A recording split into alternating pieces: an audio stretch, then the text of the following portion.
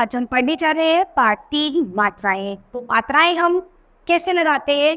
तो व्यंजनों के साथ हम मात्राओं का यूज करते हैं और ये मात्राएं किससे बनती है? स्वरों से बनती है। तो आइए स्टार्ट को पढ़ेंगे। आपने स्वर और व्यंजन के विषय में जाना। जब स्वर के साथ व्यंजन को मिलाते हैं तो उसका रूप बदल जाता है, यानी जो स्वर होते हैं वो मात्राओं के रूप में हम व्यंजनों के साथ उनका प्रयोग करते हैं। हिंदी भाषा की वर्णमाला में सभी व्यंजनों के साथ अ जुड़ा ही रहता है, इसलिए अ स्वर की अलग से कोई मात्रा नहीं होती। देखिए क व ख व्यंजन किस प्रकार बने हैं। तो अ स्वर ऐसा है जो हर व्यंजन के साथ स्वतः ही अपने आप ही जुड़ा रहता है। तो ए की अपनी कोई अलग से मात्रा नहीं होती। ठीक है, तो आप यहाँ देख सकते हैं जैसे क प्लस अ यानी क, ख प्लस अ यानी ख। तो यानी अ हर व्यंजन के साथ जुड़ा रहता है। व्यंजन का स्वर से मेल होने पर जो चिन्ह लगता है उसे अब मात्रा कहते हैं। तो यहाँ पर ये कुछ स्वर हैं जिनको हमने मात्राओं के रूप में प्रयोग किया है, जिनको हमने व्यंजन के साथ प्रयोग किया है। जैसे कि यहाँ पर स्वर आ है और मात्रा क्या है? तो इसकी आ की तो कोई मात्रा ही नहीं होती, इसीलिए डैश। तो क के साथ आ मिलाएंगे यानी क, तो क से क्या बन गया? कौ। इसके बाद है आ, ये ऐसे एक लाइन खींच देते हैं तो ये क्या बन गई? आ की मात्रा। तो का प्लस आ यानी क्या बन गया? का। तो का। ऐसे है छोटी ई, तो छोटी ई की मात्रा कैसे होती है? इस तरह से होती है।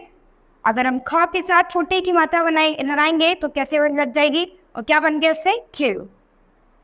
इसके बाद है बड़ी ई की मात्रा। तो बड़ी की मात्रा आपकी इधर की साइड लगती है, छोटी की मात्रा इस साइड लगेगी और बड़ी की मात्रा इस साइड लगेगी। ठीक है, और अगर आप उच्चारण करेंगे तो बड़ी की मात्रा में आपको थोड़ा ज़्यादा समय लगेगा और छोटी की मात्रा में आपको थोड़ा कम समय लगेगा। तो ग प्लस बड़ी यानी गी, राइट। इसके बाद है छोटा ओ। तो छोटे ओ की मात्रा आपकी ए से अंदर की साइड लगती है, जैसे पा पो, तो क्या बन गया? पो।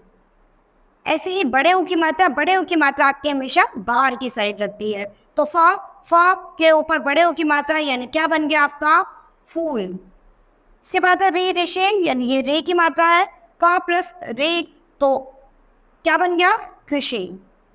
ए, तो ए की मात्रा कैसी होती है आपकी? सिंपल ऐसे ए की मात्रा होती है, तो र प्लस ए की मात्रा यानी क्या बन गया? रे। इसके बाद है बड़े ए की मात्रा यानी आई की मात्रा। तो आई की मात्रा में क्या होता है? इस तरह से आप दो मात्राएं लगा देंगे। तो त के पास साथ आप आई की मात्रा लगाएंगे तो क्या बन गया? तय।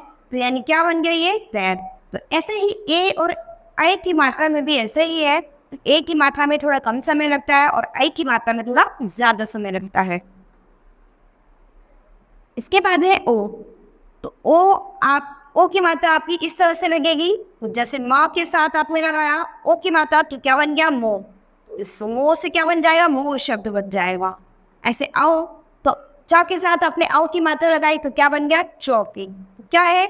यहाँ पर हमने व्यंजनों के साथ स्वर मात्राओं का प्रयोग किया है। ठीक है, उसके बाद देखते हैं यहाँ पर अभ्यास है, ये चित्र पहचान कर इनके नामों में उचित मात्राएं लगाइए। जैसे यहाँ पर ये क्या है? ये तोता का चित्र है, तो ता के साथ हमें किसकी मात्रा लगानी है? ओ की।